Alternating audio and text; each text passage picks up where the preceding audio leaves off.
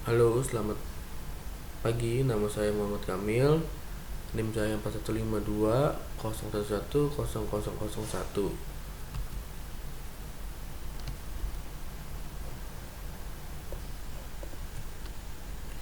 Saya ingin mempresentasikan jurnal Diponegoro, yaitu dari jurusan Accounting volume 2 nomor 4 tahun 2013. Terdiri dari halaman 1 sampai 11. Analisis yang berjudul Analisis Pengaruh Penerapan Corporate Governance, Struktur Kepemilikan dan Ukuran Perusahaan terhadap Manajemen Laba pada Perbankan. Jurnal ini dibuat oleh Andra Zeptian Abdul Rahman 1. Latar belakang dari jurnal berikut adalah laporan keuangan dapat disusun dengan berbagai pilihan metode akuntansi yang digunakan perusahaan sesuai dengan tujuan perusahaan. Menurut Sulistianto, tahun 2008, prinsip akuntansi telah dibuat dengan sebaik-baiknya. Namun, prinsip ini memiliki keterbatasan yang dikarenakan fleksibilitas yang diperbolehkannya. Manajemen mempunyai fleksibilitas untuk memilih cara-cara alternatif dalam mencatat transaksi sekaligus opsi-opsi yang ada dalam perlakuan akuntansi yang sama. Fleksibilitas ini dimaksudkan untuk dapat beradaptasi terhadap berbagai situasi ekonomi. Permasalahan dari pembahasan jurnal berikut ialah akuntansi berbasis akrual dipilih untuk menyusun laporan keuangan karena dapat merefleksikan kondisi keuangan perusahaan secara nyata dan lebih rasional. Namun metode ini juga memiliki kelemahan. Menurut Will et al. Mengatakan bahwa akuntansi akrual yang rumit dan rentan atas manipulasi mengakibatkan kekaburan informasi pada laporan keuangan. Kerentanan ini dapat menimbulkan manajemen laba. Tujuannya adalah penelitian ini memfokuskan pada pengaruh beberapa corporate governance yang dilihat dari Dewan Komisaris Independen, Komite Audit, Kualitas Auditor, dan juga struktur kepemilikan dan ukuran perusahaan terhadap praktik manajemen laba pada perusahaan perbankan.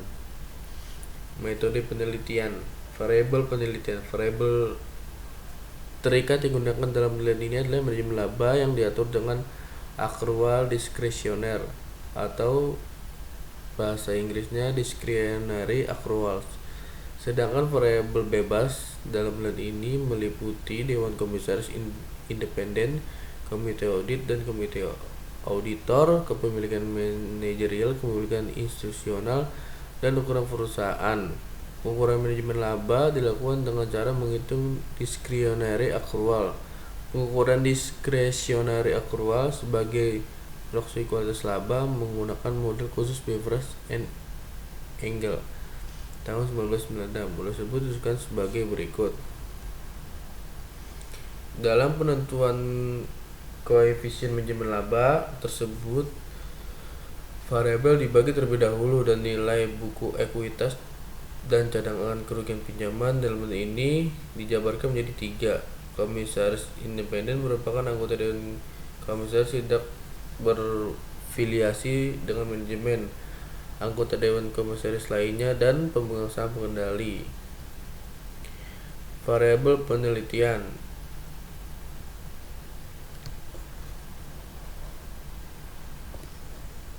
Di dalam variabel penelitian kita bisa memakai rumus ini, di mana CO sama dengan loan charge off pinjaman atau pinjaman harus dilakukan, loans outstanding atau pinjaman yang beredar, NPA sama dengan non performing asset atau aktiva produktif yang bermasalah, terdiri dari aktiva produktif yang berdasarkan tingkat kolektibilitasnya digolongkan menjadi A kurang lancar, B diragukan, dan C macet. Kita bisa lihat rumusnya sebagai berikut.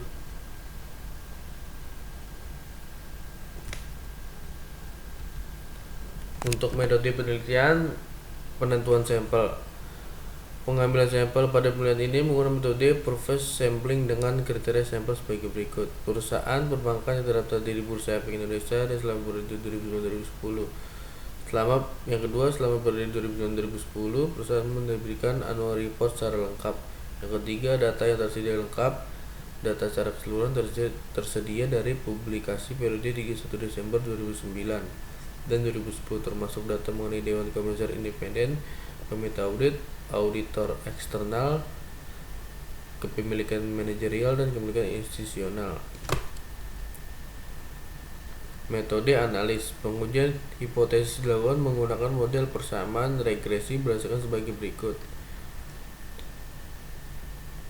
Kita bisa lihat di sini ada DACC sama dengan sebagai berikut. Keterangannya kita bisa baca. DA nilai absolut akrual diskresioner pada tahun T, income proporsi Dewan Komisaris Independen pada tahun T, dan lain sebagainya dengan KA, AUD, KPM, KPL, /E. Di sini sudah ada keterangannya. Hasil penelitian berdasarkan tabel 1 di atas dapat diketahui bahwa jumlah observasi dalam penelitian N adalah 52. Nilai terendah pada variabel manajemen laba atau DACC adalah sebesar 18.817.029.218 rupiah, dan nilai tertingginya sebesar 16.536.923.359 rupiah. Variabel proporsi Dewan Komisaris Independen menunjukkan nilai minimum 33,3, nilai maksimum 80, nilai rata-rata 55,98, dan standar deviasi 8,79. Berarti dari sampel perusahaan perbankan komisaris independen yang paling rendah memiliki proporsi 33,3% dan yang paling tinggi memiliki proporsi 80%. Variabel komite audit menunjukkan nilai minimum 2, nilai maksimum 7, nilai rata-rata 3,88, dan standar deviasi 1096. Berarti dari sampel perusahaan perbankan paling sedikit memiliki 2 anggota komite audit dan paling banyak memiliki 7 anggota komite audit. Berdasarkan tabel 2 dapat dilihat bahwa 38 dari data perusahaan atau 73,1% dari 52 data perusahaan sampel menunjukkan telah menggunakan jasa auditor dengan kualitas dan reputasi yang baik, sedangkan 14 data perusahaan menunjukkan tidak menggunakan jasa KAP.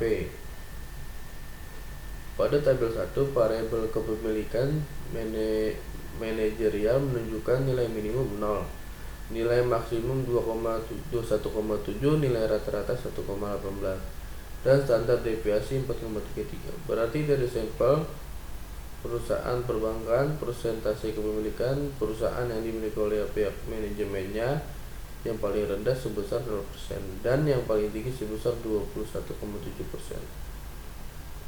Variabel ukuran perusahaan menunjukkan nilai minimum 28,6, nilai maksimum 33,74, nilai rata-rata 31, dan standar deviasi 1,59. Dapat diartikan bahwa pada perusahaan sampel, bank yang memiliki total aset paling rendah ditunjukkan pada nilai 28,06, sedangkan bank yang memiliki total aset yang paling tinggi ditunjukkan pada nilai 33,74. Variabel leverage memiliki nilai minimum 0,80, nilai maksimum 0,94, nilai rata-rata 0,89, dan standar deviasi 0,033.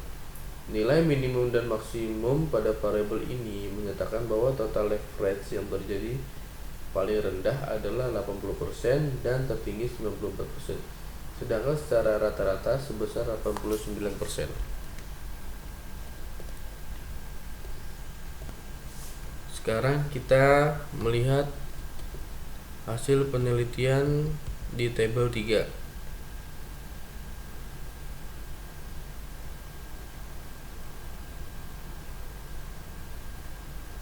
Hasil pengujian hipotesis pertama menyatakan proporsi Dewan Komisaris Independen berpengaruh negatif terhadap praktik manajemen laba pada perusahaan dengan nilai T sebesar 2.371 dengan nilai SIK sebesar 0,022 lebih dari 0,05 diketahui variabel proporsi Dewan Komisaris berpengaruh negatif secara signifikan pada praktik manajemen laba di perusahaan perbankan. Berarti semakin banyak komisaris independen dalam perusahaan dapat mengurangi manajemen laba yang terjadi. Berdasarkan hasil penelitian, rata-rata perusahaan perbankan telah memiliki proporsi komisaris independen lebih dari 50% dari jumlah anggota Dewan Komisaris. Ini terlihat dari nilai rata-rata min hasil statistik deskriptif pada variabel ini sebesar 55,9%. Hasil pengujian hipotesis kedua menyatakan komite audit tidak berpengaruh negatif terhadap praktik manajemen laba pada perusahaan dengan nilai T sebesar 1474 dan nilai SIX sebesar 0,148 kurang dari 0,05. Diketahui variabel komite audit tidak berpengaruh secara signifikan terhadap praktik manajemen laba pada perusahaan perbankan. Komite audit hanya memberikan dampak atau pengaruh kecil pada manajemen laba. Berdasarkan hasil penelitian, rata-rata perusahaan perbankan telah memiliki jumlah komite audit yang cukup banyak, yaitu lebih dari 3 anggota. Hal tersebut ditunjukkan dari nilai rata-rata min hasil statistik deskriptif pada variabel ini sebesar 3,88.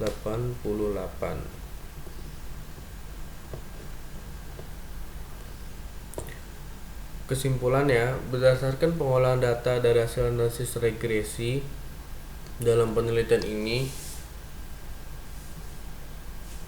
maka dapat dirumuskan kesimpulan-kesimpulan sebagai berikut. Faktor-faktor corporate governance atau komisaris independen dan kualitas auditor terbukti berpengaruh negatif terhadap manajemen laba, dan hanya komite audit saja yang belum terbukti.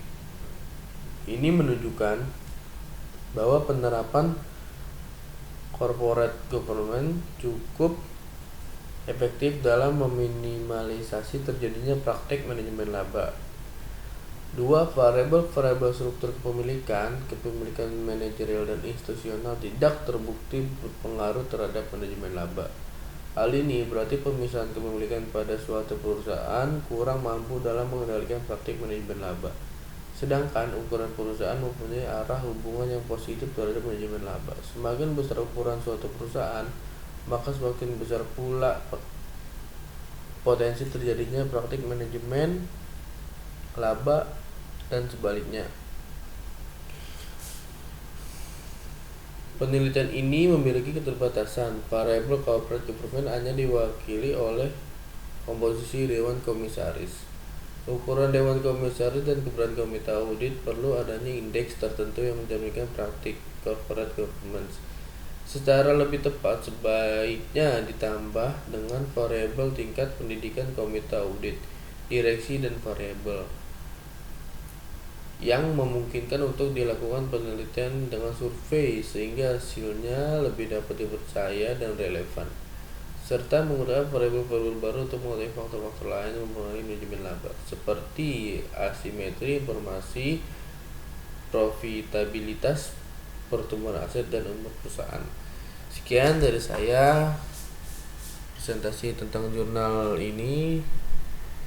Wassalamualaikum warahmatullahi wabarakatuh.